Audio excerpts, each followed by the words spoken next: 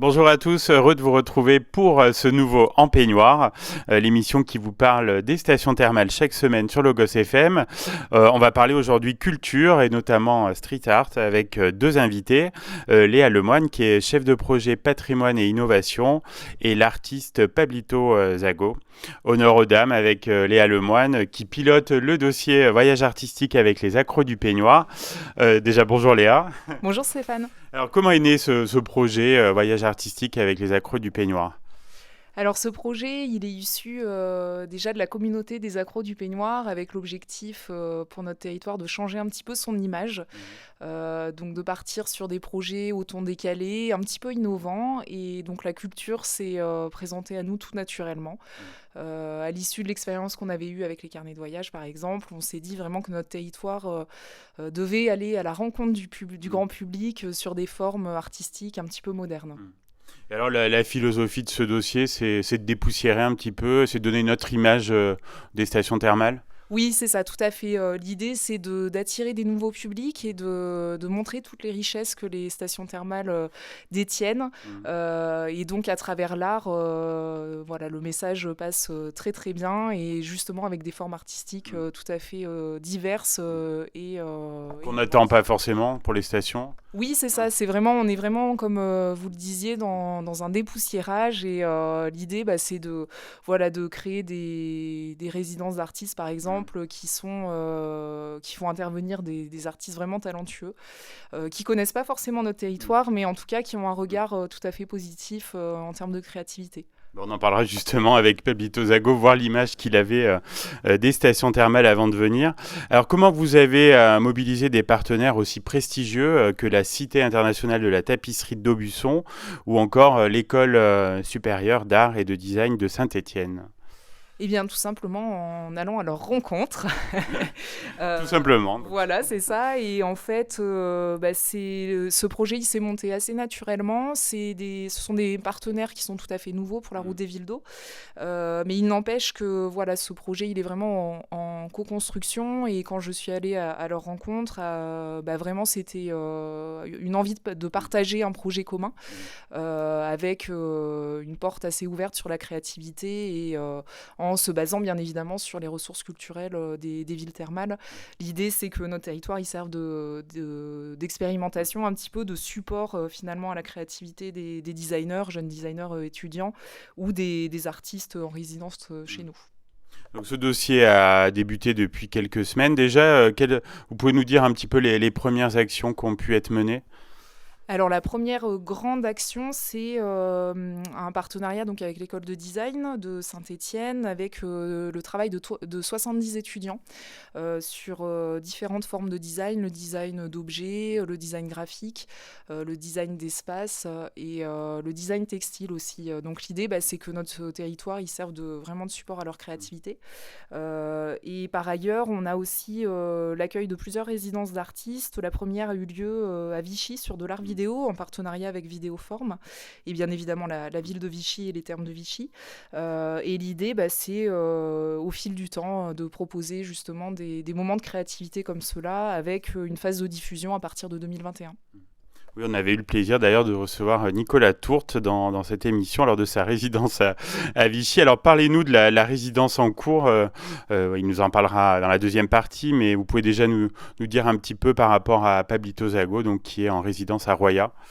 Alors, Pablito Zago, c'est un artiste avignonnais qui est graphiste également, illustrateur.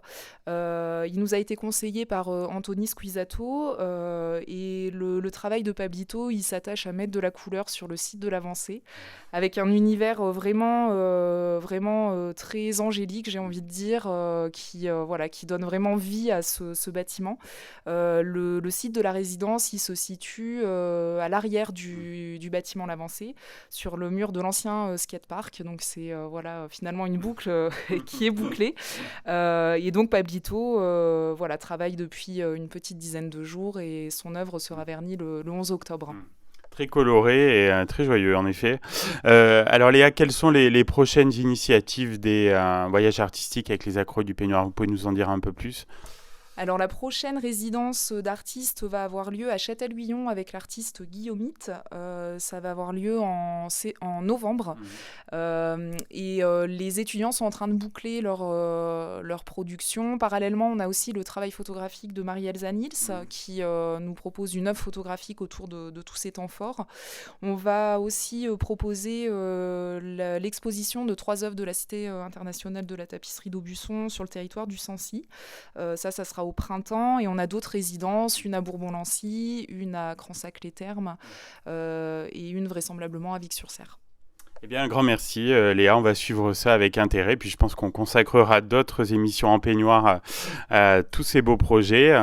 On va faire une petite pause musicale et on se retrouve donc juste après donc avec l'artiste Pablito Zago qui va nous parler plus dans le détail de cette résidence de ce en peignoir. Donc on parle du dossier voyage artistique avec les accros du peignoir et tout particulièrement de la résidence de Pablito Zago, donc à Roya. Il est à mes côtés. Bonjour Pablito. Bonjour. Alors, est-ce que vous pouvez déjà un petit peu vous présenter pour les auditeurs qui ne vous connaîtraient pas ? Du coup, je suis un artiste avignonnais. Je travaille beaucoup dans le muralisme, graffiti, tout ça. Je suis illustrateur. Et voilà. Et alors, comment vous êtes retrouvé dans cette aventure avec les accros du peignoir ? C'est Anthony Squisato qui m'avait parlé du projet. Et j'aimais bien l'idée. En fait, j'aime bien travailler sur des boulots assez précis. Et voilà, ça s'est fait comme ça, la connexion. Quelle image vous aviez des stations thermales avant de venir à Roya ? J'avais peu d'images. Elles étaient juste, je pense, cinématographiques, les images, parce que j'étais jamais venu. Et je pense que j'avais une image peut-être un peu vieillissante. Et voilà. Et alors, comment se déroulent ces premiers jours de résidence à Roya ? Je crois que ça a commencé il y a quoi, une grosse semaine ? Ouais, j'ai commencé mardi dernier. Ça se passe bien, à part que je prends pas mal la pluie, mais on essaie de jouer avec ça. En plus, la fresque est bien inspirée par l'eau, donc c'était un signe. C'est cohérent. Ouais, voilà, ça reste cohérent, quoi. Est-ce que vous pouvez nous parler un petit peu de votre œuvre qui sera présentée au public là très prochainement ? Du coup, c'est vraiment une illustration au départ que j'ai pensé vraiment pour ici. Donc le mur le mur est très panoramique, donc il fallait trouver aussi une astuce pour réaliser quelque chose dessus. Une seule pièce, ça me semblait un peu compliqué au niveau de la lecture, parce que ça faisait une grande bande, voilà. Et je voulais plus le penser comme une sorte de scéno général, c'est-à-dire que j'ai peint plusieurs côtés du mur, j'ai pas seulement peint le dos du théâtre de verdure. Et je vais aussi travailler sur les gradins, donc voilà, je le voyais comme une sorte d'œuvre globale plutôt que juste un mur peint. Et après, la thématique, c'est des thématiques qui sont... moi, j'aime bien partir de clichés pour chercher l'inspiration. Donc, y a des allusions au volcan, il y a des allusions à l'architecture de certains bâtiments de Roya. Et après, c'est mélangé avec mon univers, c'est très enfantin. Mais voilà, je me suis servi de plein d'éléments. Il y a une référence à la musique aussi par rapport au lieu ici. Voilà, c'est plein d'éléments qui racontent une petite histoire. Oui, très identitaire et puis donc très coloré. On retrouve votre style qui est vraiment appréciable. Alors, quelles sont les prochaines étapes dans votre résidence là, jusqu'à la fin de votre parcours ici ? Là, il nous reste quand même pas mal de boulot à terminer sur la fresque principale. Et après, il y a tout le boulot justement dont je parlais sur les gradins. Où j'aimerais bien faire quelque chose, mais là j'attends d'avoir fini la composition globale du dessin pour attaquer cette partie-là. Bien sûr. Alors Pablito, j'ai une question rituelle dans l'émission. Quand vous êtes-vous retrouvé en peignoir la dernière fois ? Je crois que vous êtes un petit peu aventuré à Roya, non ? Alors, la dernière fois que je me suis retrouvé en peignoir, c'était chez une amie, il n'y a pas longtemps. Je pensais que c'était au terme de Roya, non ?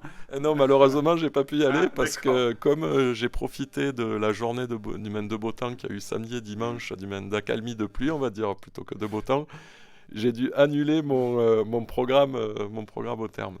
D'accord, j'espère que vous aurez l'occasion d'y aller. En tout cas, c'était un plaisir de vous avoir dans l'émission. Et voilà, on vous souhaite bonne continuation dans tous vos travaux.